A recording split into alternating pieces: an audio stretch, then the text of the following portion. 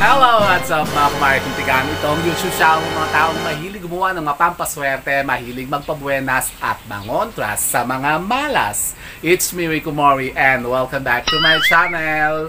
Mabuhay! And for today's video po, mga kumaring tigang, Sabado de Gloria ngayon, mga kumaring tigang, at still po ay mahal na araw pa rin, at ngayon po ay patay ang Diyos. Patay si Kristo, mga kumaring tigang. Kaya mag-ingat po kayo kasi alam nyo po ba, mga kumaring tigang, na mas malakas po ang power ngayon ng mga negatibong enerhiya na nasa paligid at naglilinggiring dyan. Nako, baka kayo po, mga kumaring tigang, ay maabatan ng mga yan. Kaya dapat po kayo po ay gumawa ng iba't ibang mga ritual na pampangontra para yung mga sinasabing mga negativities na yan na maaaring magdulot sa inyo ng mga misfortune sa buhay at kamalasan at maaaring pumasok sa inyong pangatahanan ay makontra natin.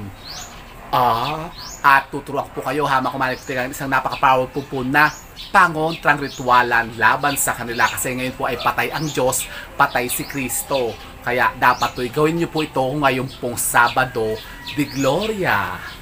O ano yan? Yun na nga po, mga kumaring tigang. Kaya kung gusto nyo pong malaman kung ano po isang napaka-powerful po na pangontrang ito na pwede nyo pong gawin ngayong Sabado de Gloria, ngayong mahal na araw, ay panoon nyo lamang po ang video kong ito.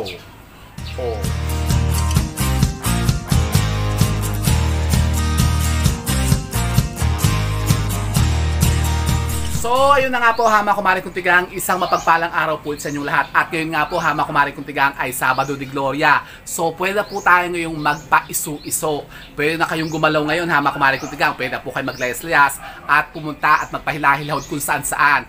At pwede rin po kayo maglinis ng mga tahanan po ninyo o gumawa na po kayo ng iba't ibang mga ritualan. Kasi alam niyo po ba, mga kumaring tigang, na ngayong araw pong ito ay mas malakas po ang power at mga kapangyarihan ng mga negative energies o yung mga nasa kaliwa. Baka kayo po'y maabatan, mga kumaring tigang, kasi baka kayo po'y may mga, yun na nga, may mga kaaway at kayo po'y pinagbabalakang gawan ng kung ano-anong mga kasamaan. Ito pong araw na ito, pinakamabisang araw sa paggawa ng mga ganyan, yung mga sinasabing mga maldisyon, sumpa, mga kulam. Naku po, Marios. Nakakatakot po yan, mga kumaring tigang. Pues, kontrahin natin yan, mga kumaring tigang. So, paano pamamaraan? Di ba ituturuan ko po kayo, mga kumaring tigang, ng pagkukonsagra natin ng ating asin no ating last video, mga kumaring tigang. So, yan po pwede na po natin gamitin ngayon. Kung kayo po yung nakagawa po ng mga kinonsagrang asin kahapon po, Biyernes Santo, yan po pwede na po natin gamitin sa ating mga orasyon o ritualan na pangontra sa ating mga tahanan. Ganito po ang gawin po ninyo. Kayo po kumuha lamang po ng isang mangkok na asin o isang basong asin, mga kumaring tigang. Kayo po maglagay po sa harapan po ng mga main door po ninyo. Ang ingay naman ng aso Sino ba yun? Leche Sino tinatahulan ng hayop na yun? Siguro may nagdi-deliver naman sa kapitbahay. Ang ingay siya, mabilis lang naman po ito, mga kumaring tigang. Bear with the asin na lang po, Bear with the asin. So yun na nga po, ganyan po ang gawin po niyo. Kayo po maglagay lamang po ng isang baso o isang tasang asin. Sarapan po na nyo pong mga pintuan ngayong pong Sabado de Gloria, mga kumaring tigang, kasi kayo baka pasukin ng mga sinasabing mga naglilinggiring ng mga negatibong enerhiya dyan sa labas po ng bahay po ninyo. Kasi ngayon po yung napakalakas po ng power po nila at baka merong kayo maabatan dyan sa mga lugar po ninyo. Nako, Mariosep, nakakatakot. Kasi patay po ang Diyos ngayon.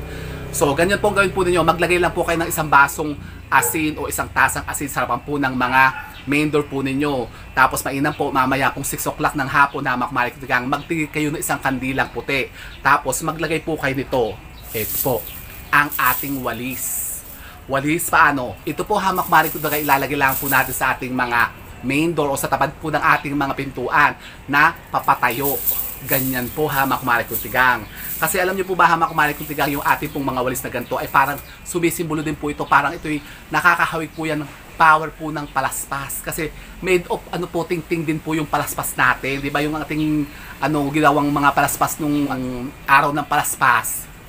Yan po, ting-ting din po kasi yun, di ba? Isa niyo po iba inilagay. Baka kung saan nyo ilagay yung mga palaspas po ninyo. Pwede nyo po ilagay yung mga palaspas po ninyo, mga kumaring tigang, sa may mga main door po ninyo, sa bintana o sa altar po ninyo. At ngayon nga pong Sabado de Gloria, mga kumaring tigang, baka nga kayo maabatan nga ng mas sinasabing gawa nga po ng mga may mga karunungang itim at may mga may mga kapangyarihan sa ganyan. Baka kayo maabata at baka kayo pinagbabalakan na nga. So ganito po ang gawin po ninyo, unahan nyo na po sila. Mainam po ito, hamak Marie Kutigay, gawin nyo na po ngayon, umaga. Maglagay na po kayo nito ng walis tingting dyan sa mga pintuan po ninyo. Kung halimbawa kayo po parang hindi kayo sure, baka meron nagbabalak nga sa inyo. Parang, ay, ano ba to? Naku, ano, may lumalapit na bangyaw. Yan po isa po sa inyo na hamak Marie Kutigang na meron nagbabalak po sa inyo kapag kayo po ay nilalapitan ng mga kung ano-anong mga insekto, lalong-lalo na po yung mga bangyaw, yung mga langaw, pagka nilalangaw kayo, aleche. Lumayas ka. Psst. Psst. So, kayo po yung maglagay po nito ng mga walis tingting dyan sa mga pintuan po ninyo. Hayaan nyo lang po siya dyan, pero dapat paglalagay nyo po, ay nakatayong ganyan. Nakatayo po, ilagalagay nyo po ganyan sa baba po ng pintuan po ninyo. Yan, nakaganyan po. Tayo nyo lang. Tatayo naman yun pagkain ano yung gano'n, tatayo yung ganan. Yan. Tapos hayaan nyo lamang po siya dyan hanggang sa Pasko ng pagkabuhay, pagka nabuhay na po ulit si Jesus. Ganun ba? Bakit? Para, kumbaga, protected na ulit tayo. Kasi ngayon nga po, para tayo masyadong, kumbaga, very vulnerable. Vulnerable. O yung parang madali tayo ngayong masalikop.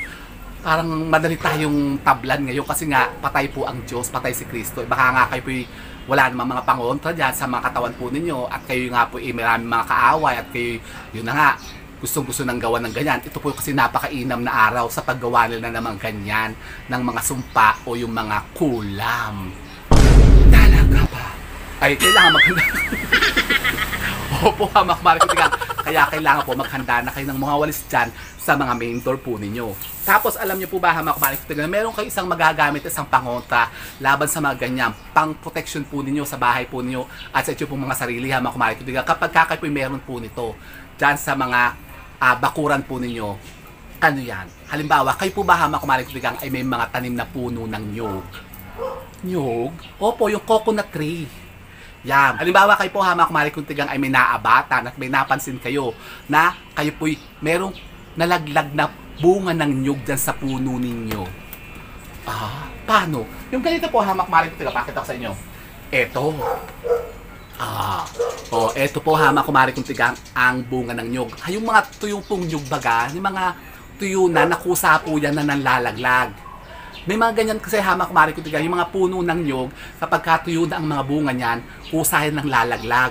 Nalalaglag talaga bunga, kaya ingat kayo. Huwag kayong pahara-hara dyan, baka kayo dyan pahila-hilahod, baka kayo malaglagan sa ulo nyo, baka kayo, yun, ma-hemorrhage ang ulo nyo. Okay, masakit to, hamak Marie Kutigang, pagka kinatamaan sa ulo, bigat-bigat din, Yan, pagkatapos hamak Marie Kutigang, anong gagawin natin? Kunin nyo agad yan. Yung mga nalaglag na nyog. Yung kusang nalaglag, hindi nyo sinungkit. Kasi alam nyo po ba yung mga ganyan na nyog, yung kusang nalalaglag, galing sa puno, yung fresh pa, hamak Marie Kutigang, dapat nakita nyo o narinig nyo. Ay, may nalaglag na na nyog. Diba ba, ganyan. Ayun. Ayun, nalaglag siya. Are you crazy? Are you out of your mind? Teka, ganun. Kunin nyo agad, ganun. Yan. Eto na. Kinuha nyo ng ganyan. So, anong gagawin natin? Huwag nyo siyang lulutuin, huwag nyo siyang babalatan. Hayaan nyo lang siyang ganyan. Anong gagawin natin? Yan, tignan nyo kung kumakalog siya. Ibig sabihin yan, fresh siya. Ibig sabihin, bagong laglag pa siya o may laman siya. Ibig sabihin, buhay siya, hamak Marie Kutigang. Kasi hindi siya yung parang bugok na nyog. So, anong gagawin natin? Kayo po, hamak Marie Kutigang, kumuha po ng palayok. Ito, yung palayok. Yung ginamit natin doon sa manok. Yung ating tinegors na manok. Ito po yun. Ayan naman yung palayok. So ito po, hamak Marie Kutigang, ang ating palayok. Pagkatapos, anong gagawin natin dito? Ito pong ating palayok, hamak Marie Kutigang, ay lalagyan lamang po natin ng asin. Kaya diba nga sabi ko sa inyo, bumili kayo ng maraming asin kahapon, Biyernes Santo. Kasi yung ating mga sagrang asin, pwede po natin gamitin yan sa mga iba't ibang nating mga ritualan o pangontra na ginagawa sa bahay natin. So itong palayok na ito ay lalagyan lamang po natin ng asin. Mga isang dakot po, hamak Marie Kutigang, ganyan. Pagkatapos, ang ating pong nyog na ito, yung bagong laglag sa puno ng nyog. Ito po yung ilalagay natin dito sa ibabaw po ng palayok na may asin. Tapos anong gagawin natin? Pagkatapos ito po, hamak Marie Kutigang, ito na mismo ang ating magiging pangontra dyan sa mga negativities na ganyan, pamproteksyon natin sa mga negative energy na baka pumasok sa bahay po niyo o yung mga gawa ng tao. Ito po, hamak Marie Kutigang, ilalagay lamang po sa mga main door po ninyo o yung malapit po sa may mga pintuan po ninyo. Ilalagay nyo lamang po itong ganun. Kung wala namang palayok, saan natin ilalagay? Pwede naman po sa mga plato o yung mga bowl, may mga bowl kayo, mga luma, gamitin nyo po yan. Basta't babasagin po yung mga terracotta o yung mga porcelain o yung social na porcelain, yung mga ceramics na mga bowl. Basta't kailangan po babasagin at malalagyan po natin siya ng asin. Pero mas maganda po kung lalagyan natin sa palayok. Kasi ito pong palayok kasi, yung terracotta kasi, yung mga base na gawa sa putik. Yan po, napakaganda pong pangontra. Kasi alam niyo po ba na isa pong sangkap ng yung pangontang usog, terracotta po yun, yung pisa. Pisa po yung galing sa putik. Yan, isa po yan sa inilalagay doon po sa Calmendiguera, yung pang-unton na yung kulay pula. Yan po ang lamanan. Ang mga dinurog na terracotta o yung mga paso o yung mga palayok. So, pwede rin naman po hamak kumari kutigang yung mga paso, yung gawa din sa ganito, hindi po yung mga plastic na paso, hamak kumari kutigang. Meron ako dito mga pasong Basta't yung gawa po sa putik, yan meron ako doon, yung tinaniman ko ng yan, ito, papakita ko sa inyo, yung gantong paso. Talaga naman, nagde-demo pa ako talaga naman. Bigat ha. Ito po yung mga paso. Teka, bababa ko muna ito palayok, baka malagbarog diyan ka muna ha, palayok. At i-demo ka lang itong paso. Ay, kasus magyose. Ganito po, pwede rin po ito, pwede kayong kumuha ng maliit lang na paso. Pwede naman kayong bumili ha, makamarket ka. Yung palayok naman, murang-mura, 35 lang yan sa sa mga yung mga nagbebenta ng mga yung mga sa birthday ba, yung mga accessories, yung mga birthday 30 pesos lang yan. Yun may nalaglag na naman na nyug. Yun kunin natin mamaya, may nalaglag na naman na nyug. So ganito, kung wala kayong palayok, kahit luma naman palayok pwede nyo gamitin, pwede naman po yung paso. Tapos lalagyan nyo lamang po siya ng asin. Tapos doon nyo po ilalagay po ang nyug. Katulad po ito po yung binili ko na ito, tingnan nyo yung nabudol tayo nung Fuji apple daw. Ito na po yung Fuji apple na nabili ko, leche. Hindi naman siya Fuji apple. Kape siya. Yan. Buhay na siya, pero kape siya, hindi siya Fuji apple. Kamahal-mahal, magkano ba to? 4.99 ata itong lecheng to So, dalawang puno yung nabuhay ko. 4 siya, namatay yung 2. So, ito na po yung 2 yan, diba? Meron na akong Fuji apple, pero parang fake na Fuji apple. So, ganun po hamak marik kutigang. So, ganyan. Yan, bumili kayo ng mga paso. Pwede nyo po itong gawin hamak marik kutigang ngayon, Sabado de Gloria. Kung meron kayo mga eksang paso o yung mga eksang palayok, gawin nyo po ito. Tapos kung meron kayo mga nalaglag dyan na mga nyog, pwede nyo gawin yan. Kung wala naman nalaglag, edi wag nyo nang gawin. Pero kasi, kumbaga ito'y sinasuggest ko lang. Baka kasi meron kayo dyan sa mga lugar ninyo. Kayo pinakatira sa mga looban, sa mga liblib na lugar, mga farm, ng mga nyugan. Isa po yan, magagamit nyo yan hamak marik kutigang na pangontra. Yung mga nyug na kusang nanlalaglag, yung mga tuyo na. Napaka-powerful po na pangontra sa mga sinasabing mga negativities na yan na gawa po ng tao. Kaya abatan nyo yan hamak marik kutigang kasi baka nga maraming nagagalit sa inyo at kayo pinagbabalakan ng gawin na ngayon. Ngayon ang pinaka-napaka-inam na araw sa paggawa nila ng mga ganyang sumpa at mga maldisyon at mga kulam. Hamak kumari kutigang. So, gawin nyo po yan. Nako po. So, yun po hamak kumari kutigang. At abangan nyo pa po hamak kumari kutigang yung mga iba pa nating mga ritual na nagagawin ngayon. Kasama pa rin po ngayon hamak kumari kutigang. Lalong-lalo na po bukas sa pagsalubong natin sa Pasko ng Pagkabuhay para kayo po yung maka-imbibe naman ng sinasabing unlimited na kaswertihan.